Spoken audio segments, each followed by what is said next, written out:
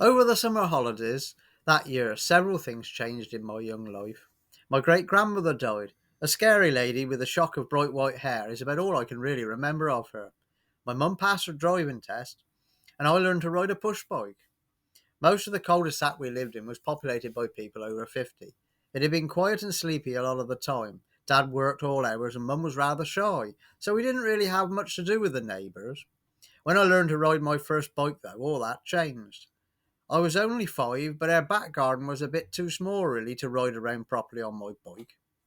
Mum would let me out through the gate and down the pavement to the bottom of the cul-de-sac and back, strictly instructing me to stay off the road.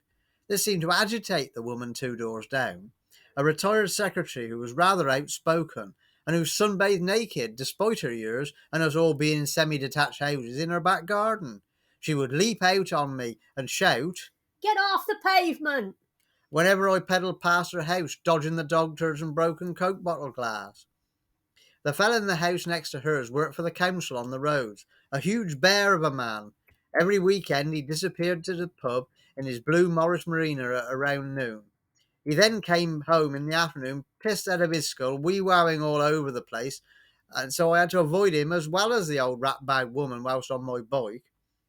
Next to him was a nosy old fellow who used to push his wheelbarrow slowly past our place, peering in and purring at my mother, or through the rear windows of my dad's van to see what was in there. If I rode down to the bottom of the cul-de-sac, around the pavement and tried to come up the other side, then the fellow opposite's German Shepherd would try to demolish their fence to get to me, barking and growling like crazy. Its owner, a schoolteacher who had a beard, a pipe, and an ancient Lada estate car, would start shouting to stop annoying his dog and telling my dad to keep his son up. All of which meant that unless I wanted to be shouted at, barked at, or bitten, my mum and dad besieged by neighbours at the door, or to just be kept a prisoner in our back garden, the only option for bike riding was to go up the road towards the junction. Mrs. Weaver, you'd better come quickly. Matthew has been run over."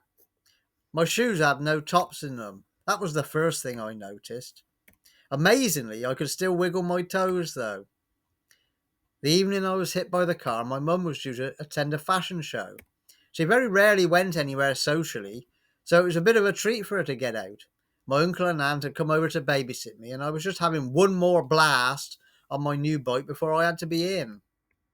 Some of the older boys from the estate were messing about by the junction on their bikes doing stunts and skids, so I just joined in.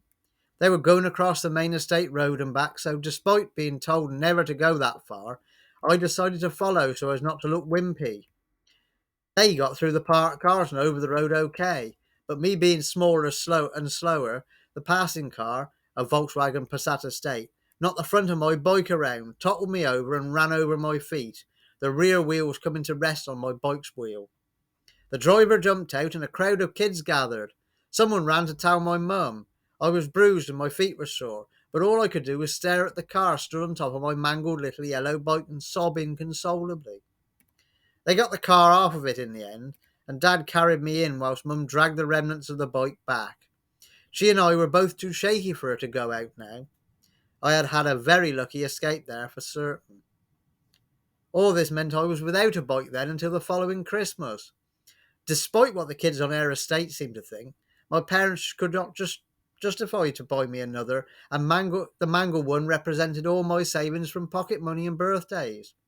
When my cousin was bought a new bike, and his old purple Raleigh Chopper was mine if I went and collected it, I nagged my dad all morning until he took me over there. And it didn't matter that it was old and battered. I loved that bike like it was new and rode it at every opportunity. If my autobiographical short story from my book, And Your Point Is, has made you smile, please subscribe to my channel. It's always very much appreciated. Thank you. Take care.